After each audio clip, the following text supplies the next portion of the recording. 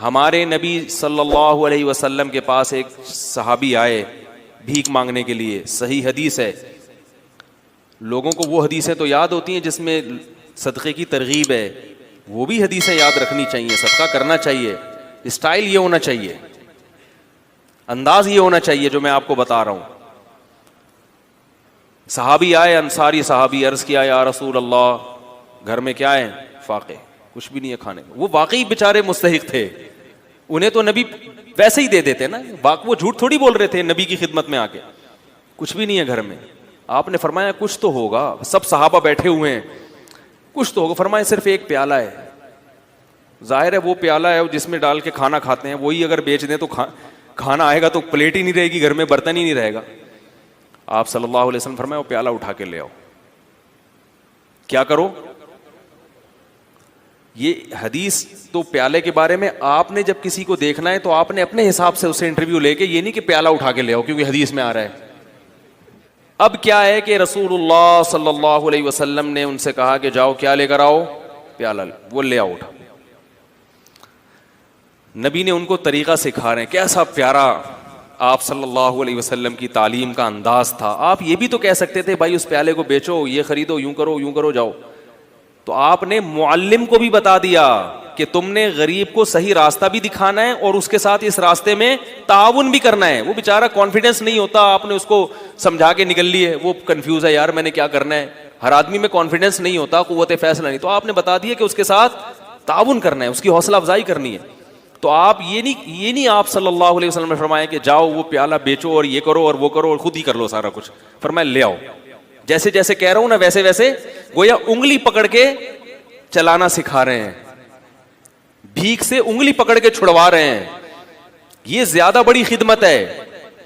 अगर आप सल्लल्लाहु अलैहि वसल्लम उन सहाबी को खाना दे देते, सदका दे देते, अगले दिन फिर आ जाते वो, अगले दिन फिर आ जाते वो, तो खाओ खत्म। और थोड़े दिनों में क्या होता, उनकी ज़ौजा भी यही, बच्चे भी यही कर रहे होते। ये भीख ऐसी बीमारी है जो नस्लों में चलती है। खानदानी भिखारी होते हैं बाज लोग, अरे हमारे अब्बा भी यही काम करते थे। ठीक है ना। तो नबी सल्लल्लाहु अलैहि वसल्लम ने फरमाया जाओ प्याला उठा के ले आओ।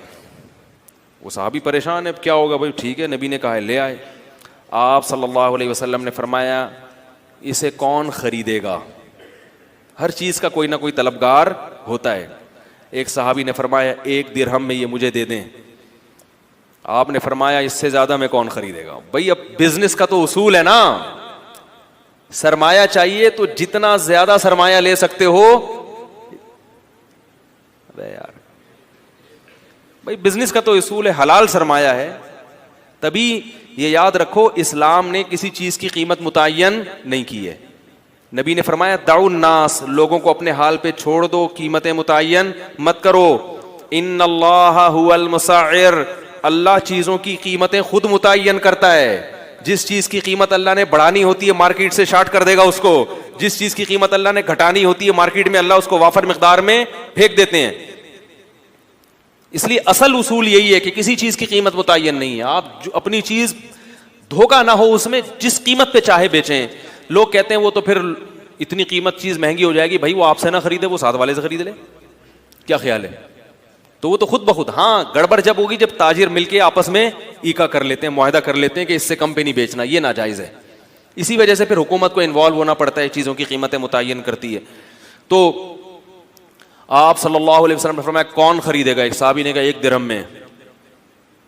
आपने फरमाया कि इससे ज्यादा में कौन खरीदेगा? एक साहबी ने कहा मैं 2 में खरीदूंगा। उससे ज्यादा बोली लग नहीं रही थी। तो आप सल्लल्लाहु अलैहि वसल्लम ने फरमाया इससे ज्यादा में कौन खरीदेगा? सहाबी ने क्या कहा? मैं 2 दिरहम में। 2 दिरहम में खरीदा। 2 दिरहम आप सल्लल्लाहु अलैहि वसल्लम ने उन सहाबी को दिए। फरमाए 1 दिरहम से कुल्हाड़ी लेकर आओ और 1 से अपने और अपने बच्चों के लिए खाना लेकर आओ, गुजारा चलाओ फिलहाल, क्योंकि अब भूख का भी तो कोई इलाज करना है ना।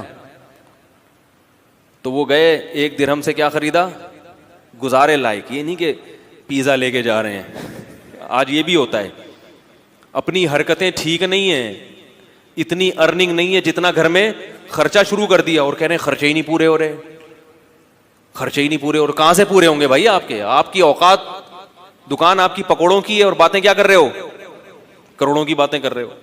तो अपनी औकात देखकर अपने पांव फैलाओ ना। वो जो भी बेचारों को मिला होगा जौ की रोटी, भाई फिलहाल बेगम हज्जे हालात भी हो जाएंगे, अभी क्या करो, सब्र करो। मैं ये बात अर्ज कर रहा था कि आप सल्लल्लाहु अलैहि वसल्लम ने फरमाया कि जाओ क्या लेकर आओ, 1 दिरहम से अपने घर वालों के लिए खाना और 1 दिरहम से कुल्हाड़ी लेकर आओ। कुल्हाड़ी, अब ये भी नहीं आपने फरमाया कि जाओ कुल्हाड़ी लेके वहीं से जंगल में लेकर आओ, हौसला अफजाई कर रहे हैं, लाओ मेरे पास लाओ। वो लेकर आए, आप सल्लल्लाहु अलैहि वसल्लम ने उसमें दस्ते मुबारक को अपने हाथ से डाला उसमें, और वो कुल्हाड़ी उन सहाबी के हवाले की। फरमाए जाओ लकड़ियां, जंगल से लकड़ियां काटो और इनको बेचो। वो सहाबी 10-15 दिन के बाद आए और कहा कि या रसूल अल्लाह, मैं लकड़ियां काट के बेचता रहा और जाहिर है कुछ से खाना भी खरीदता रहा और कुछ को बचत भी करता रहा, मेरे पास 15 दिरहम इकट्ठे हो गए हैं। दिरहम बड़ी वैल्यू वाली चीज थी उस जमाने में। एक बर्तन 2 दिरहम का फरोख्त हुआ तो 15 दिरहम से 15 दिनों में वो कितने बर्तन खरीद सकते थे? उस जैसे 7 बर्तन खरीद सकते थे, और 7 बर्तन को मार्केट में फरोख्त करके 15 दूनी 30 दिरहम बना सकते हैं उसी वक्त। क्या समझाएं यार। तो मेरे भाई, गरीब के साथ ताउन का यही अंदाज होना चाहिए। हाँ, जो हर आदमी पर ये अप्लाई नहीं होता, बाज ऐसे होते हैं जो नहीं कर सकते, वो फिर एक अलग बात है, या कोई मजबूरी ऐसी आ गई कि वो रोजगार से भी उनका वो मसला हल नहीं होगा, एक अलग बात है। लेकिन आम तौर तरीका क्या होना चाहिए कि आप उसको कहें कि भाई मैं तुम्हें रक्षा खरीद के दे देता हूं, ठीक है ना। रक्षे के पैसे अगर आपके पास नहीं है तो आप उसे कहें मैं किस्तों पे तुम्हें खरीद के दे देता हूं, हर महीने सदक़े की रकम निकालता हूं, तो मैं रक्षा उठा लो मार्केट से और रक्षा लेकर चलते हुए बाजार में नजर आओ, उससे कमाओ, अपना प्रॉफिट निकालो और रक्षे की किस्त मुझे दे दो, ताकि मैं वो किस्त वक्त पे जमा करा दूं। जो कैश अमाउंट चाहिए वो मैं तुम्हें दे रहा हूं, वो तुम्हारे पास नहीं है। तो हाथ पांव हिलवाएं गरीबों के। मेरी अपनी आदत क्या है कि मैं अक्सर मैं कभी भी कोशिश करता हूं किसी भीख मांगने वाले को नहीं दूं, इल्ला ये कि जब 100% इत्मीनान हो जाए कि वाकई ये मुस्तहिक है और कुछ कर नहीं सकता, वो एक अलग बात। मैं जब मेरे पास भी लोग कुछ सदक़े वगैरह के पैसे भेजते हैं, कुछ मैं अपनी तरफ से भी सदका करता हूं, तो मैं किसी मजदूर को तलाश करता हूं, क्योंकि ये पता है कि ये बेचारा अगर मालदार होता तो इतनी टफ मजदूरी, बोलो भाई, ना कर रहा होता। ये मालदार नहीं है तो ये मजदूरी कर रहा है। नंबर 2, ये आदमी लालची नहीं है।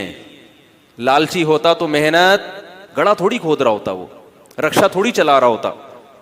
तो ऐसे आदमी को बगैर मांगे दे दो, और सरसरी गौर करो कि ज़कात का मुस्तहिक है या नहीं। अगर लग रहा है तो ज़कात भी दे सकते हैं उसको, नहीं तो सदका तो बहरहाल, सदक़े में तो ये कोई कानून नहीं है, सदका तो मालदार को भी दिया जा सकता है, तो गरीब को क्यों नहीं दिया जा सकता? वो तो और ज्यादा सवाब है उसमें।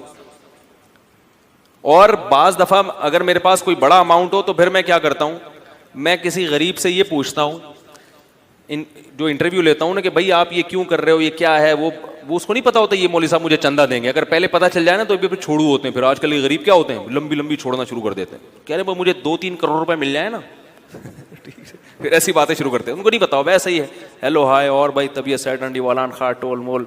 अगर पठान है तो थोड़ा सा पश्तो मश्तो मारी, पंजाबी है तो थोड़ा सा उसमें, और भाई पाण की हाल है तो ठीक ठाक हो, इस तरह की थोड़ी सी गल्ला शल्ला करके तो थोड़ा सा उसको मानूस किया। उसके बाद उससे रिपोर्ट तलब की, और भाई क्या कर रहे हो, घर भर कैसा चल रहा है। तो जो इज्जतदार आदमी होता है वो पहली दफ़ा में तो यही कहेगा अल्हम्दुलिल्लाह, अल्लाह का दिया बहुत कुछ है। अब ये नहीं कि हम भाग गए, इसका मतलब है बंदा सफ़ेद पोश है, अल्लाह का शुक्र अदा कर रहे हैं। तो भाई अल्लाह का दिया माशाल्लाह बहुत कुछ है। बच्चे कितने आपके जी? 2-3 दर्जन बच्चे हैं माशाल्लाह। एक मिसाल दे रहा हूँ, वैसे होते नहीं किसी के।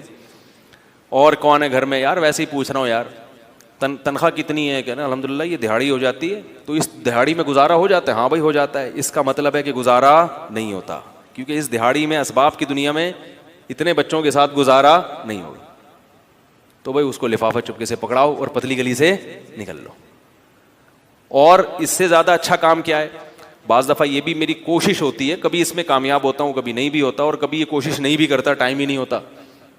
लेकिन मैं इसलिए आपको बता रहा हूँ कि भाई ये काम करेंगे तो इंशाअल्लाह इंसानियत की खिदमत होगी, अपनी कौम की खिदमत होगी, और अपाहज ना बनाए लोगों को।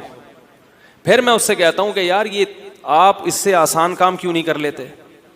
या कोई वाकई बेरोजगार है, वो भी ऐसा भी हुआ है, भिखारी आया हट्टा कट्टा, मैंने कहा आप कुछ करते क्यों नहीं? कह रहे हैं यार आजकल रोजगार नहीं मिल रहा, मैं क्या करूं। मैंने कहा ठीक है आ जाओ, हमारी मस्जिद में काम हो रहा था, मैंने कहा यार ये सारा काम यहाँ निपटा दो, ये कर लो, ये गड्ढा आप खोद दो, आप मुझसे 100 रुपये मांग रहे हो, मैं आपको 2000 रुपये दे दूंगा एक दिन के, या 3000 रुपये दे दूंगा एक दिन की दिहाड़ी। अब फौरन पतली गली से निकल लिया। भाई जब आप हट्टे कट्टे हो, आपकी बॉडी से लग रहा है कि आप कुदाल किसी के सर पे भी मार सकते हो, इतनी ताकत है, भाई क्या करना है? अपाहज आदमी अल्लाह को पसंद नहीं है, और अपाहज बनाने वाले लोग भी अल्लाह को पसंद नहीं है।